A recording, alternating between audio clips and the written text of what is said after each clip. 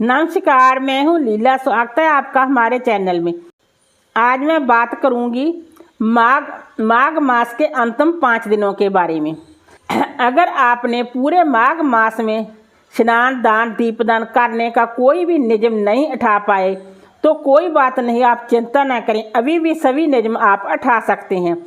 माघ मास के अंतिम 5 दिन जया काशी से पूर्णिमा तक, इन 5 दिनों में आप कोई भी नियम उठा सकते हैं और पूरे माह का पुण्यफल प्राप्त कर सकते हैं।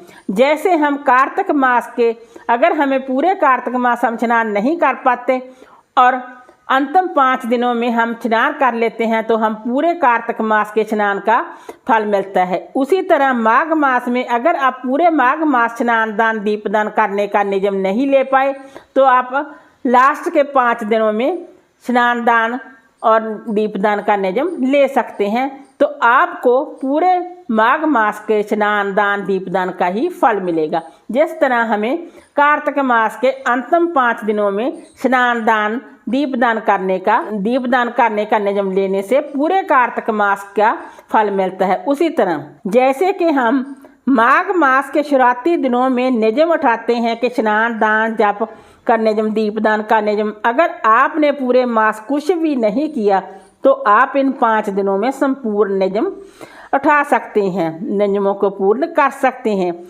ये जरूरी नहीं कि आपने जो नियम बताए गए हैं वो सभी नियमों पर काम करने हैं। जितना आपसे बन पाता है आप उतने काम कर सकते हैं। अगर आप श्रद्धा भाव से कोई एक नियम भी उठा लेते हैं तो आपको पूरे माघ मास का संपूर्ण फल मिलेगा। नंबर 1, सबसे पहला नियम स्नान और दान करने का।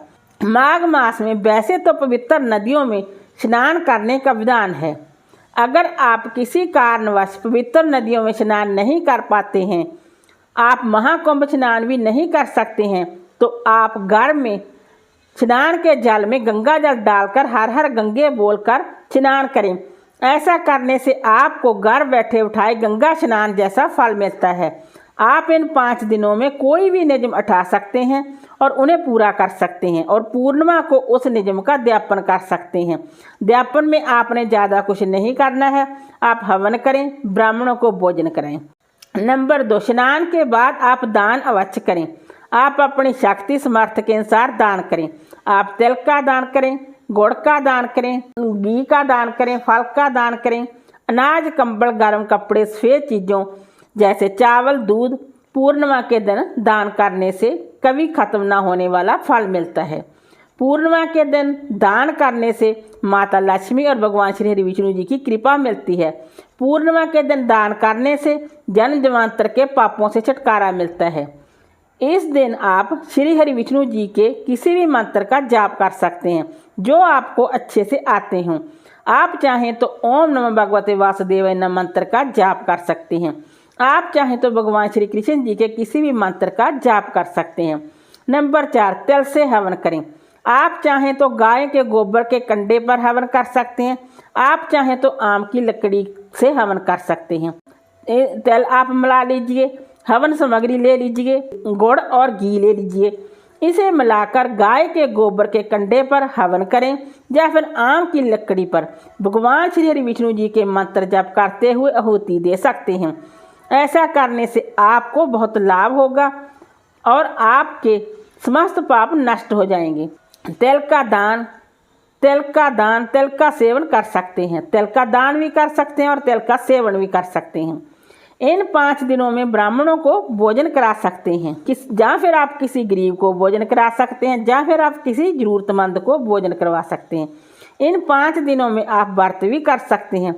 जो बहन भाई व्रत करते हैं, व्रत में आपको पूरे दिन जल फल का सेवन करना है और शाम को एक समय शुद्ध सात्विक भोजन ग्रहण करना है।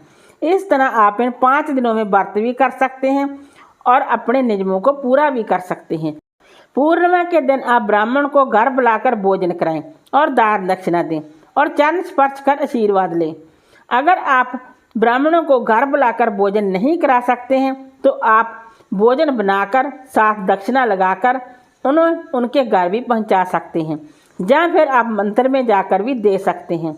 दान में आप जूते, चप्पल, कंबल, वस्त्र दान कर सकते हैं।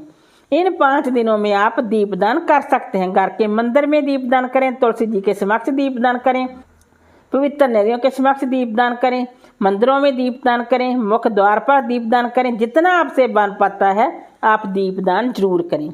इन 5 दिनों का आप लाभ उठाएं। वीडियो अच्छा लगा हो तो लाइक कीजिए, शेयर कीजिए, सब्सक्राइब कीजिए। Thanks for watching this video.